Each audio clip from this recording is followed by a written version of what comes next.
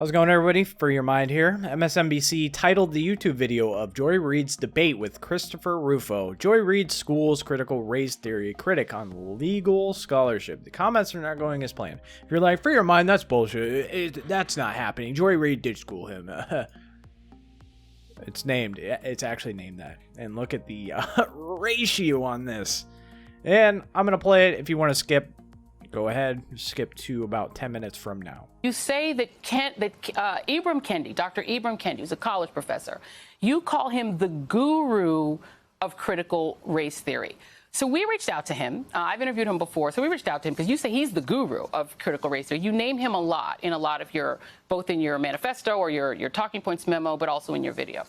We reached out to him. We asked him if he's a critical race theorist. He said, I admire critical race theory, but I don't identify as a critical race theorist. I'm not a legal scholar, so I wasn't trained on critical race theory. I'm a historian. And Chris would know this if he actually read my work or understood that critical race theory is taught in law schools. I didn't attend law school, which is where critical race theory is taught. It's really the only place it's taught. NBC has looked into everywhere, and it's not taught in elementary school. But hold on a second.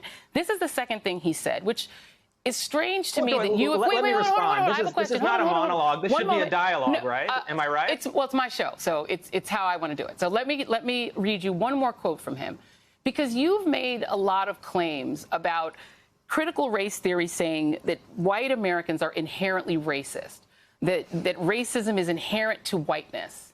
And that is one of the core charges that you're making about, these sort of what you consider like sort of woke studies in school. This is what Ibram Kendi has said in his own words. He said, we've been taught that racist is essential to who a person is. It's a fixed category. It's in someone's heart.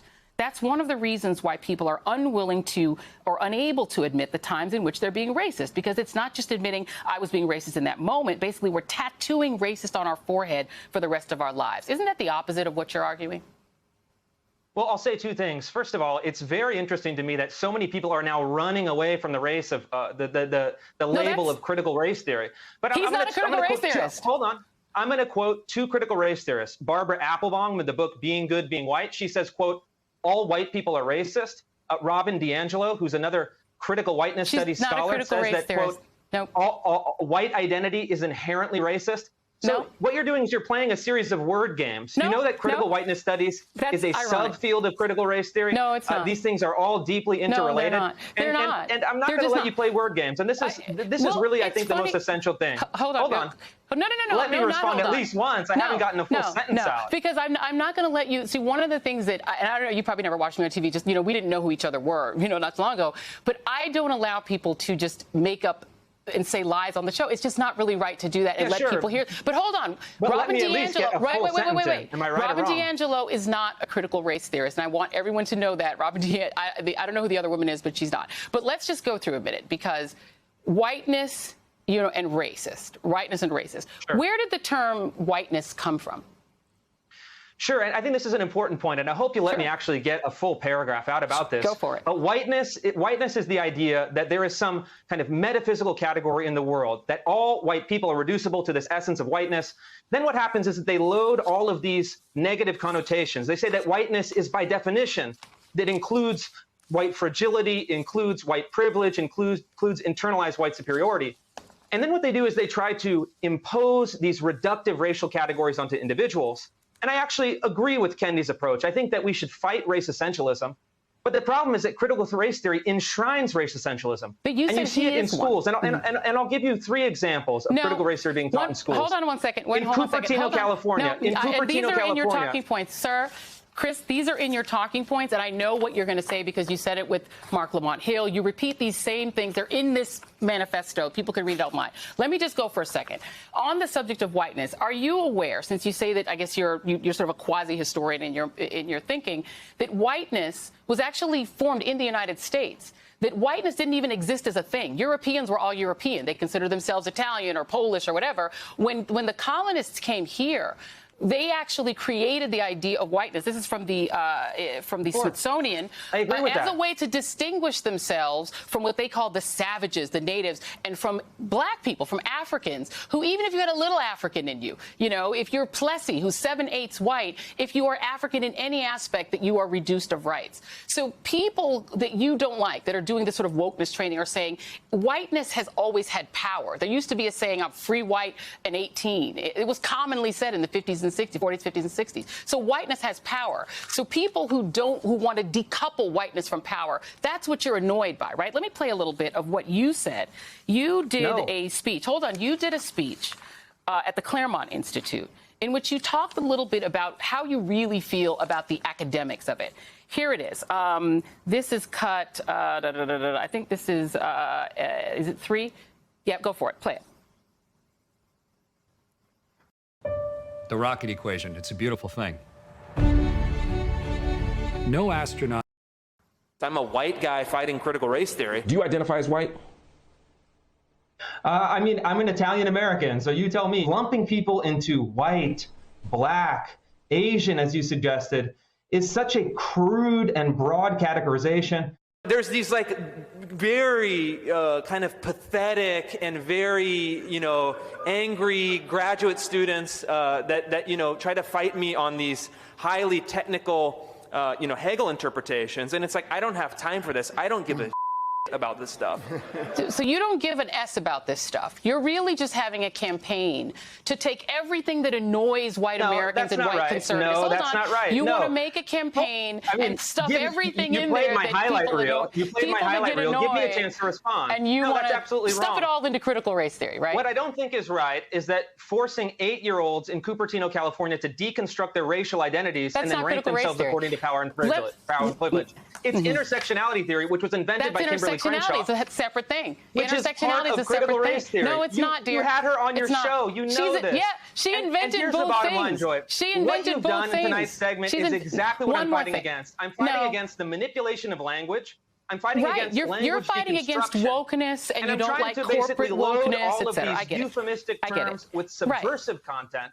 Because otherwise, you just say whatever you want, and then you back away from it, and you dance around it. It's not going to happen. Parents all over this country, they know what's happening in schools. They know what's happening in their public institutions. And you're seeing people revolt against this divisive identity politics. And you can dance all you want, but you're not going to stop people from understanding what's happening in their classrooms. I actually appreciate that you said that, because, Christopher, what you basically, and you admit it yourself, that you've taken all of these sort of wokeness moments, corporate wokeness, but corporate sort of woke money, woke capital, the things that annoy conservatives, and you've stuffed it all into the name critical race theory. It's really like, it's like Christopher Ruffo theory. You stuffed it all in. Here's what you said. You tweeted this. The activists, hold on one second. I'm going to read you to you, and then you can respond to it. I'm going to read you to you, and then you respond to it. The activists are realizing that their ideas, once put into practice, are generating discontent, which is you just described. Their racial coalition is also breaking apart. Asian Americans, in particular, revolting against CRT, which is really Christopher Ruffo theory because you made it up, is punishing them more than any other group. Then you said, we have successfully frozen their brand, critical race theory, into the public conversation and are steadily driving up negative perceptions. We will eventually turn it toxic as we put all the various cultural insanities under that brand category. The goal is to have the public read something crazy in the newspaper and immediately think critical race theory. We have decodified the term and will recodify it to annex the entire range of cultural constructions that are unpopular with Americans. Aren't you just taking wokeness stuff that annoys you and calling it critical race theory? No, not at all. The idea of the codification and decodification of language comes from the critical pedagogist Paulo Freire. And my strategy is to take these... Now you're doing pedagogy, Christopher? Yes. To take these techniques and use them against their own ideology. And I'll tell you, Joy, my strategy has been enormously successful. According to the Economist magazine poll, 64% of Americans now know what critical race theory is. No, they know what Christopher Ruffo theory is. Of which 58% of them You think made that up your own thing, bro. You made, my friend, you made up your own thing. You admitted you were going to do it. And I'm going to give you credit for one thing. You did create your own thing. Not a lot of guys in their 30s have created their own thing, labeled it something that already existed as a name, slapped that brand name on it, and turned it into a successful political strategy. You've done that. It's creating a lot of hell at school board meetings, but you did accomplish that. So, Christopher Ruffo, thank you, man. Thank you for being here. Well, really Joy, I you. appreciate it, and I'll give you the position as the most prestigious Christopher Ruffo theory scholar in the world. I hope next time you give me at least a chance to complete 2 sentences. I think it'll be a lot more fun. Well, not if you're going to do try talking again points. next time. They were your talking points, so again. people can read your talking points online because they're online as well. You can read all of them. Thank you very much, Christopher. Okay. What a disingenuous snake she is. She just lied through her entire thing, and then that's school's critical race theorist critic? That's schooling? So, semantic games. How to make a true statement but still mislead and perhaps tell a lie. Critical race theory is being taught to our children. As you see, if it's not being taught to the children, why are school boards all across the country, parents at those school boards going off on these school board people? So it's either being taught or it's not. And why do these people care so much? Why are they seething so much if it's not being taught? Who cares if it's being taught, right? Who cares if it's not being taught, if it's banned, right? Who cares? Of course, these people are liars. So critical race theory is taught and, taught by and authored by Crenshaw, Bell, Robin DiAngelo, all these people, and Ibram X. Kennedy and DiAngelo. So she's a liar.